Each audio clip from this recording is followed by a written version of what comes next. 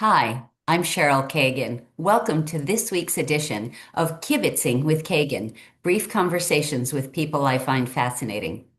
With me today is my buddy and the Montgomery County Council President, Natali Fani-Gonzalez. Madam President, Council Member Natali, thank you so much for taking time to chat today. Thank you for having me today. It's honestly such a great honor to spend time with Senator Cheryl Keegan. So I Thank you. honestly, I feel honored to be with you. Thank you, dear. Appreciate it. So, we're going to try to cover a million things in not too much time. Let's see how that goes. But I really want to start at the beginning, especially now. So, you were born in Venezuela, which is a lot in the news right now. You came here as a teenager, didn't speak English. Tell us about your childhood and literally that journey. Yes, as you mentioned, we're going through critical times in Venezuela-U.S. relations, I had to say. I was born in Venezuela, as you mentioned, and I came to the States when I was 16 years old with my mom. Mhm. My mom was basically feeling that things were getting worse in Venezuela, and she said, "You know what? I'm the youngest of three. I'm the only girl. I have two brothers who still live in Caracas." And she said, my parents were already divorced. So my mom said, let's just get out of here. And she had a friend living in Maryland. So that's why we ended up here. I moved to Langley Park when I first arrived. That's the place where most people, when they arrived in Maryland, they Yeah. go to Langley Park. Yes. So I graduated from Northwestern High School in Prince George's County, but my local library was Lone Branch because I live like 2 blocks away from the Yes. Montgomery County border. Yep. So Wow. Now, not speaking English, how hard was it for you to learn, and what tips or tricks do you offer to folks when they come here and don't really speak English? honestly, for me and my mom, 97.1 FM, just because it's slow rock and I would just try to imitate the songs and that helped me a lot. I obviously was an ESOL student in high English school. for speaker of other languages. Yes, exactly. I'm sorry. Yes. And Uh-huh. I was in that particular class for 2 years, so 10th and 11th grade. Yep. And but at 97.1 FM, I'm telling you, I love them I just love it. because it was every single day we listened to it. And also we avoided watching TV in Spanish. We Okay. did. Good for Yeah. you. What language do you speak at home? I don't want to So forget asking that. I speak Spanish at home. My husband is Puerto Rican, so he speaks Spanish, and we're raising our children to be bilingual. Of course. So we speak Spanish at home. Okay. That's it. Okay. So you went to Goucher College, which used to be an all-women school and is still predominantly women. It's about two-thirds women. Tell me why you chose Goucher. You got a great scholarship, but also what was it like to be in a place that empowered women so much? I loved Goucher. I was accepted at both Goucher and the University of Maryland at College Park, Nice. but still learning English, I thought that Maryland was very intimidating for me because it was so huge. Yes. Goucher was just perfect. Hmm. And they gave me a full ride. I'm very good at math. So because of my math scores, when I took the SAT, they gave me that full scholarship. I wasn't a citizen back then either. So I'm very grateful to Goucher that saw potential in me, even when my English was not very good looking back then.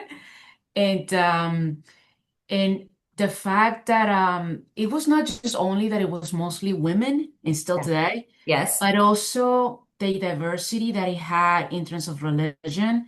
It was mostly Jewish community members that go to Goucher. So it was the first time I went to a kosher I dining. did not know that. Oh, Okay. All yes. right. And that my influence or the beginning of me learning about the Jewish community was a Goucher. So my best friends were all Jewish. And so I remember the day one of them said, Natalie, instead of going to the regular cafeteria, why don't you join us at the kosher hall? Because anybody can go. You don't need to Amazing. be Jewish. And I Yes. had no idea. I thought you had to be Jewish, to be honest. Yes. And I went in, I loved the food, and I got hooked. So, That's amazing. Well, yeah, you have been a very good friend to the Jewish community. With all the craziness that's been going on in the Middle East, you have been steadfast and speaking out against hate yeah, and anti-Semitism, and people notice that. So yeah. Well, thank thank Goucher, because that's why that was my background. That's what I started learning about this whole, about the differences. yes. Um, So you called Maduro a horrible person, yeah. but as you said, your brothers are in Venezuela. How scared are you? How inspired are you by him not being in power right now? What are you feeling about this craziness going on? It is so complicated. Yeah. On one hand, of course, I'm happy that he's not in power anymore and that he's facing justice in the Yep. US. Yes, that's great, but the system, the corruption, Yeah. the violation of human rights and civil rights, that's still in place in Venezuela. So Mhm. for me to be happy, I just can't be because a person can be easily replaced. The system is what takes a lot of work Yes. to change and evolve and so on. So Yes. things are not well in Venezuela, and I know it because I talk to my brothers on a daily basis, Wow. and it's complicated, and it's just this anxiety of not knowing what's next. If things can get worse, Yes. so that's what's happening. So, do they feel vulnerable there? And do you feel vulnerable here in the age of Trump and ICE agents arresting people? And how does that for you? That I think you're right on target. The word vulnerable fits very well in this conversation, facing this reality. Because what Donald Trump is doing, first of all, he started a war in South America without congressional approval. That's illegal. We have Yes. international law for a reason. We Yep. have United Nations for a reason, and we're setting such a bad standard worldwide.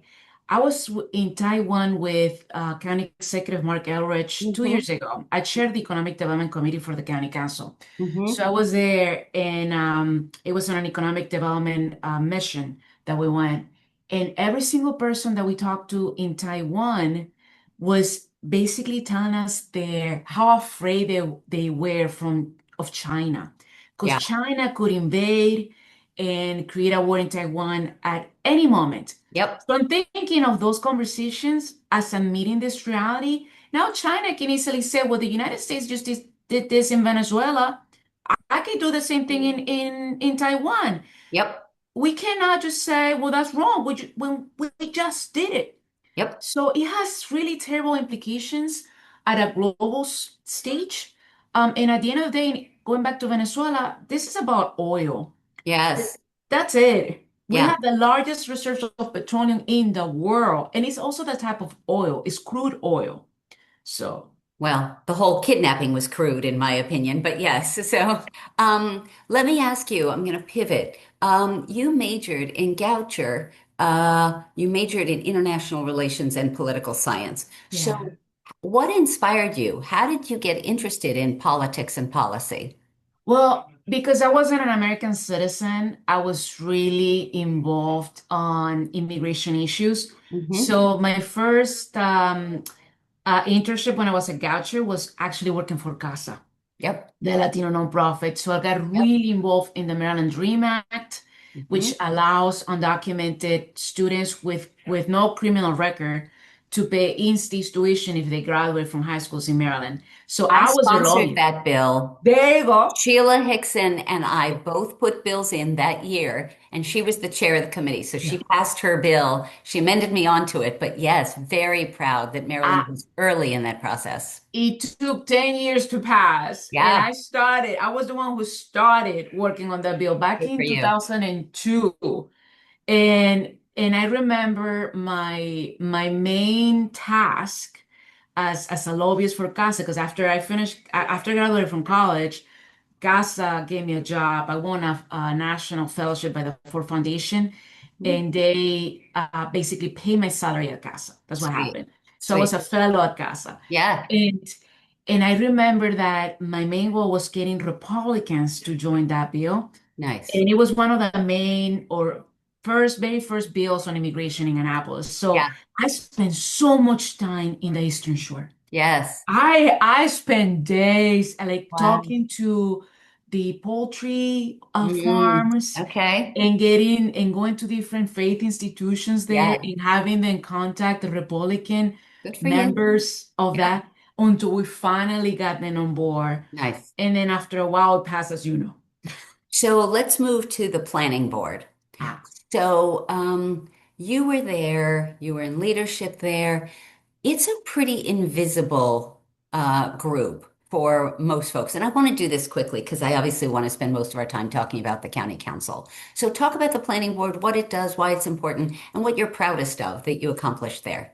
well, the planning board, as you mentioned, is one of the most powerful agencies in the state. It's a bi-county agency. It's Prince George's Bi-county, Montgomery, and Prince Prince George's. George's. I Hmm. was on the Montgomery County side. Hmm. I was appointed there. The county council appoints members of the planning board. There are Yes. 5 members in Montgomery, 5 in Prince George's. Um, George Levanto, who used to be a council member, was the Hmm. one who said, Natalie, you should apply to the planning board. And I said, sure, because I'm the type of person who, when I see an opportunity, Yes. I just go and take it. If I don't grab it, that's fine, but at least I took an effort and to Yes. actually pursue that. Yes. So I said yes. And long story short, I was there for 7 years. I became the president of the planning board, and it was one of the most amazing um, experiences that I have had because it gave me a strong foundation to be on the county council, Yes. learning So, about land use and transportation. My proudest moment yes. was ensuring that public engagement was real. Because when Nice. I got there, things were not, I felt like it was more of a to check the box, to Mm, send the notice, and that's mm, it. And it should not be like that. got it. I really took my time to have community meetings, pushing the staff. It was me who Yes. started asking the staff to have public hearings in that community when a sector plan was taking place. It got to a point that the National Planning Association, the American National Association of Planning, took notice of my work and they gave me an award because of the work that I did for the Veersmill Corridor Sector Plan. Amazing. I got on buses to Yeah. interview people with technical staff and asking people their views because I knew that these folks were not going to come to a public hearing. I had Yeah. to go to them. I love that. So Yeah. let me just briefly ask, there are a lot of people who say, "Oh, developers are evil and they're anti-development and developers, and yet they want housing to be affordable." So why don't people understand that? And can you explain in 30 seconds how you would educate someone about that? You cannot demonize any industry at all, especially when you have developers are crucial and important for the county, for the nation. They're the ones building housing, and we do need to build more housing and quality housing. When you build more housing, you're also updating stormwater management, for example. If you want Yep. to create sustainable communities, then you do want to have redevelopment. And the funny thing, I'm just going to end with this one, especially on sector plans. I worked on the Bethesda sector plan, for example. Okay. The same people that came to testify against certain applications, you can see them today Yeah. enjoying coffee at the coffee shop that was created because of the Yeah. development that happened, or the Yeah. park that was updated Yes. because of the money that came in through the development application. So you cannot just say no to everything. That is not Yeah. a solution. Yep. Agreed. Agreed. Okay. You decided to run for office. Why? And what issues were you initially most focused on? Housing was my main issue. And to be completely honest, when I was on the planning board and there was a position open on the county council because they added 2 new seats. Yes. So my district is a brand new district. Yes. It's a combination of the all District 3, 4, and 5. And that's what created District 6, which I represent. Yes. I I was just, and also it was during the pandemic. My kids were in first and second grade, so they were taking classes at home because everything was virtual. My Yes. mom was dying. She had Oh, cancer. I'm sorry. And yeah, so I couldn't place her in hospice care because nothing was open. So I Yes. had to take care of her at home.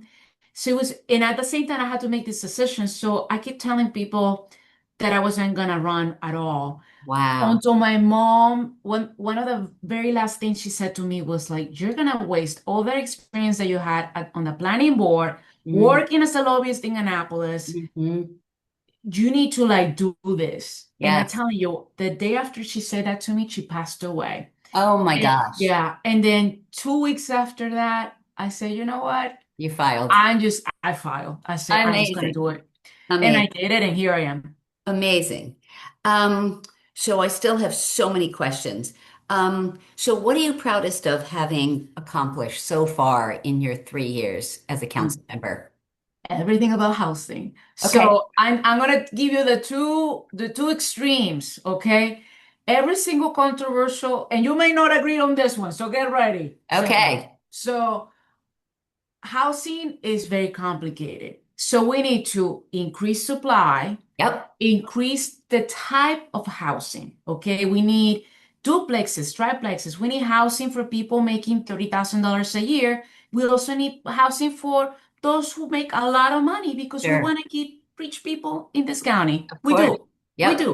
We Yep. need diversity. And when we say that we embrace diversity, we're Yep. not just talking about race and religion, we're also talking about Wow. age and Yes. we're talking about income levels. Yes. And I want to emphasize age because the people who are leaving this county right now are young The families. young people. Why? Mhm. They cannot afford to live here. Yep.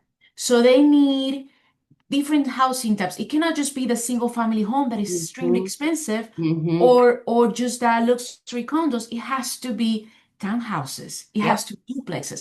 So I am very proud. And also understanding that we have, a significant portion of the population who are renters. And Yes. that's okay. Not everybody wants to own a house. Sure. Not everybody, wants to do that. So we did two things. So the first thing I did was the rent stabilization bill.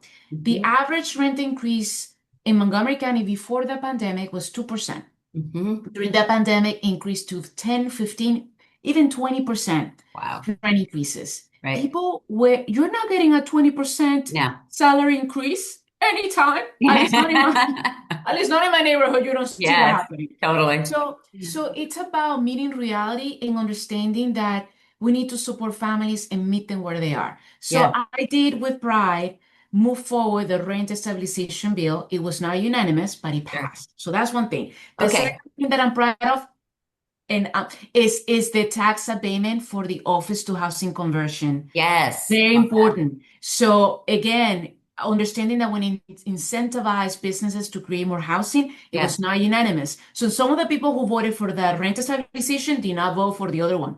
I'm Okay. always in the middle. All good. And I'm proud of that. Oh, good. So speaking of unanimous votes, you were unanimously voted to be president of the county council, and our friend Marilyn Balcom is the vice president, and you guys are both awesome. First time in 30 years to have two women in charge of the county council. So you're in your first term. How does that? So what are your goals? What are you guys working on together? First of all, I love Marilyn. She's my buddy. And I honestly, I think she and I, like we hug each other so hard when we walk because we like and love each other and Yes. respect each other. We not Yep. always agree, but that's because Sure. we're human beings. Yep. Yep. But we can complement each other very well. Yes. And we understand the need of reaching consensus and understand that it's not your way or the highway, and you cannot just whatever decisions we make is not personal at all. Yes. Of So we course. both understand that very well. So it just makes so much sense for us to be, especially this year with the all that craziness happening Yep. at the federal level, We and are getting to also that. Yes. knowing that this is an election year. I have three colleagues running for county executive. That is one of my So questions. I Okay. I'm like I have the perfect profile because I work very well with the three of them. Okay. And you need somebody like me who's not afraid to tell people, no, you're not doing that. Yes. Yes. To be So today. let's be clear. I'm going to name names here. Uh-huh. So Andrew Friedson, Evan Glass, and Will Jawando are all three colleagues of yours who are running for county executive in what will pretty likely be a very hotly contested race. I have taped kibitzes with all three of them. They're available. You can find them on YouTube, Instagram, and YouTube, Spotify, and Apple Podcasts. What are the challenges? How do you tell them you can't take up that much space? You can't talk that long and brag about yourself in a way because it's just going to slow us down. What do you do? That's hard. The great thing is that I'm used to the three of them because of my committee assignments for the since I Okay. got here. So I chair the Economic Development Committee, and Evan Glass is part of the Hmm. committee. Hmm. And I am a member of the Planning, Housing, and Parks Committee. Hmm. And both Will Jawando and Andrew Fritzen are members of those committees. So Okay. I'm used to them. Yes. And they know that I only need to look at them and Yes. go like this That's to wrap it up. wrap And it like up. the three of them are already trained to deal Yes. with me because they I know love that it. if it doesn't happen, I will take the mic Yes. and cut them off. Good for you. Good for So you. that's the strategy. All right. I love that. You are in district, as we discussed, Yeah. rather than countywide. How do you learn about other priorities, projects, and issues that are affecting other parts of the county? Well, the fact that I chair the Economic Development Committee, that gives me a huge advantage over some of my other colleagues because I've Okay. been going around the county since I got here. Yes. You will have easily seen me in Poolsville, Bethesda, Tacoma Park, Burtonsville, often because of that role. Make sure you say Um, Gaithersburg and Rockville. yes, yes, definitely. And Okay. so I'm used to it, and I have legislation that have dealt with parts of the county that have nothing to do with my district. So, Perfect. Good. Um, I still have so many questions. Let's talk about our federal employees. yeah. What is Montgomery County doing to help them? We're doing quite a few things. We are the only place in the nation that has a federal center for employment. It's something that we did with WorkSource Montgomery, which is an agency that we fund. And basically, if you have been laid off from the federal government, you stop by the center, which is in Wheaton, by the way, but they have a mobile van too. And we have staff that is dedicated to federal employees. Yes. And they basically go through your resume. Many of the employees who have been laid off, these are people who have been working in those jobs for 20, 30 years, have Yes. never updated the resume. Yes. So we have staff dedicated to help them to do that transition Mhm. and match them with private jobs. And also, um, some folks are leaving the federal workforce thinking that they want to start their own company.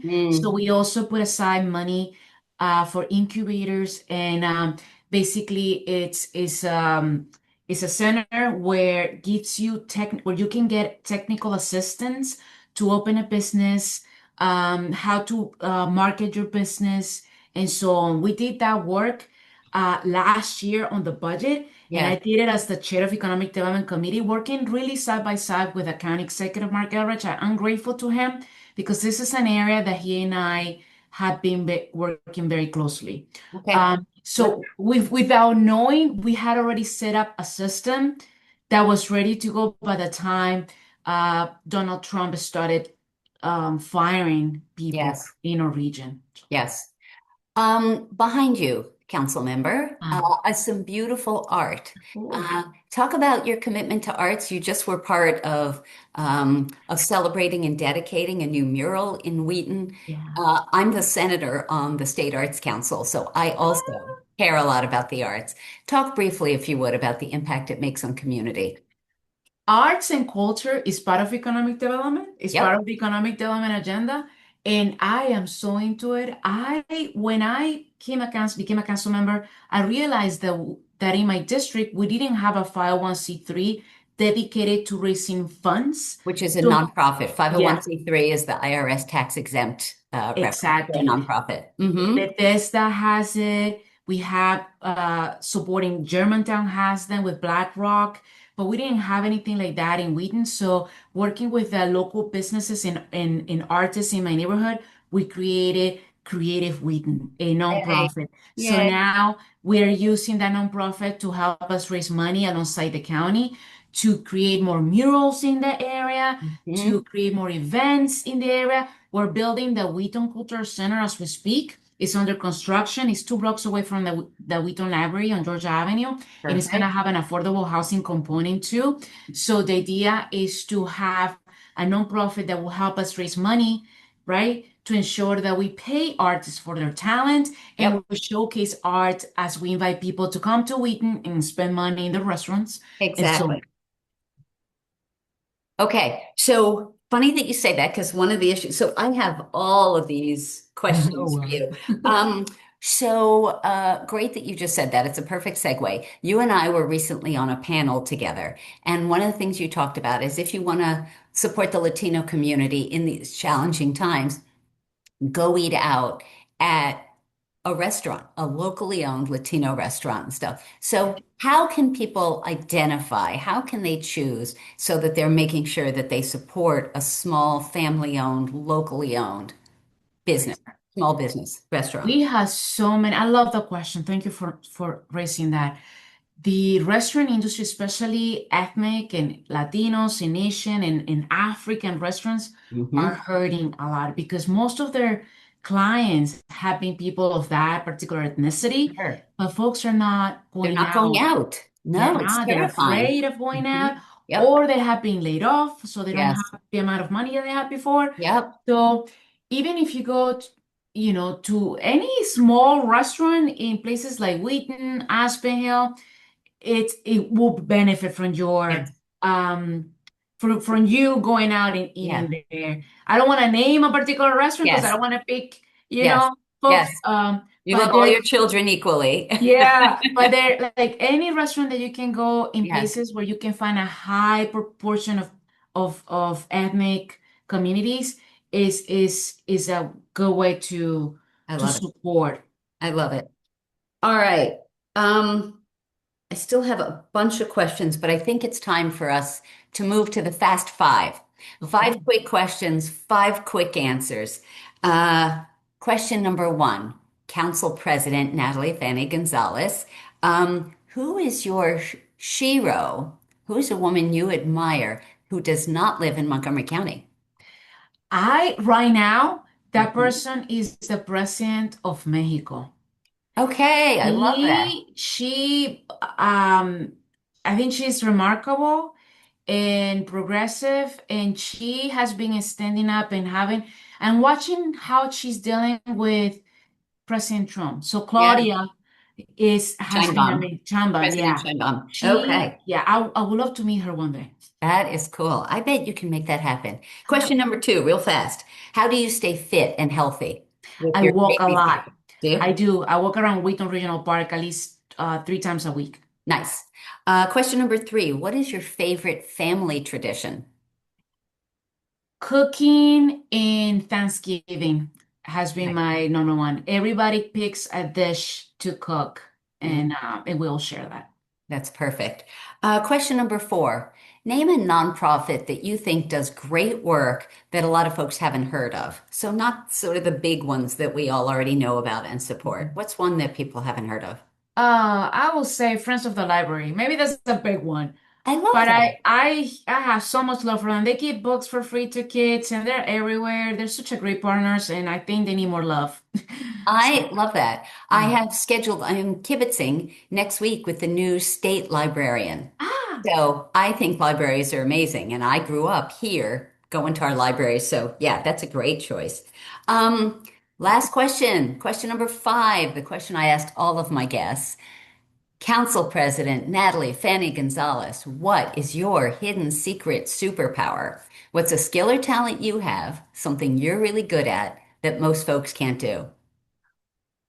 I make great arepas. You It's what? a Venezuelan. I love cooking, and there's a particular dish called arepa, and I'm the best. And I love cooking. People have no idea, but I do make the best ones, and it's like a pancake made out of corn, Okay. and and then you put inside different types of it could be anything. It could be meat. It could be veggies. And I Okay. just love cooking. People don't see it coming when I say that, but I do, and it kind of relaxes me too when I'm in the I kitchen. love it. Okay, Yeah. when am I coming over? Anytime. Anyway, Madam Council President, thank you so much. What a treat it has been to kibitz with you today. Thank you for stepping up in these challenging times and an election year, which makes everything harder. We appreciate you. Thank you so much for having me, Senator Cheryl Kagan. Of course. See you soon. Take See ya. care.